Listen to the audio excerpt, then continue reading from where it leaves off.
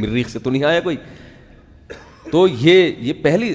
اس کے بعد اتنا کافی نہیں ہے, کیونکہ بہت سے لوگ جو ہوتے اہل حق ہیں, یعنی علم بھی صحیح ہے مگر اس علم کو چھپاتے ہیں, مصلحت پسندی کا غیر ضروری مصلحت پسندی کا شکار ہو جاتے ہیں, مالی مفاد کا شکار ہو جاتے ہیں.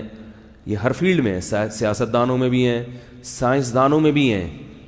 یہ جو سائنسی تحقیقات ہوتی ہیں نا, مجھے ایک سائنٹسٹ نے بتایا کہ ہر تحقیق میں یہ ضروری نہیں ہے کہ اس سائنٹسٹ نے اخلاص کی بنیاد پہ یہ تحقیق, بعض دفعہ اس کے اپنے مفاد ہوتے ہیں, پیسہ بھی کھلایا جاتا ہے کہ یہ والی رپورٹ پیش کر دو.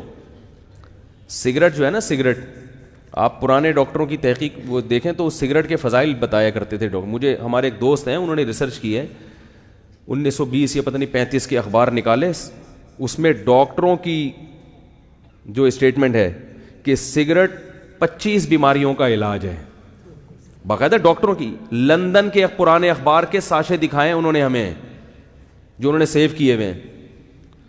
تھروٹ انفیکشن, یہاں پہ نا گلے کا انفیکشن درست ہوتا ہے, یہ ہوتا ہے, یہ پتہ نہیں کیا کیا. حالانکہ وہ ڈاکٹر تھے, لیکن وہ اشتہارات کیوں لگائے ڈاکٹروں نے؟ اس لیے کہ سگریٹ کمپنیوں نے ان کو کیا دیے تھے, بولو بھائی, پیسے. ایک دفعہ میں کسی ہوٹل پہ کھڑا تو ایک ڈاکٹر صاحب نے چائے کے فضائل پر نا ایک لگایا ہوا تھا پوسٹر, چائے دماغی طاقت کے لیے مفید ہے, کینسر کے لیے وغیرہ وغیرہ. یہ بھی بکواس ہے معذرت کے ساتھ. چائے پئیں آپ, میں منع نہیں کر رہا آپ کو, لیکن چائے صحت کے لیے مفید, بولو بھائی, نہیں ہے.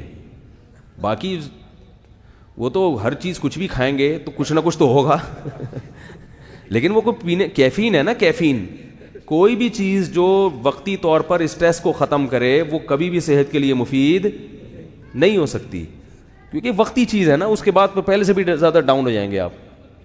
تو ٹھیک ہے, بہت زیادہ نقصان دہ نہیں ہے, بعض لوگوں کو تو بہت زیادہ بھی نقصان دیتی ہے, لیکن یہ کہ کوئی فائدے کی چیز نہیں ہے. کوئی بچ سکتا ہے تو ثواب بچنے میں ہی ہے کہ نہ پیے, دودھ پیے, لسی پیے, شہد کھائے, چائے سے اجتناب کرے تو زیادہ بہتر ہے.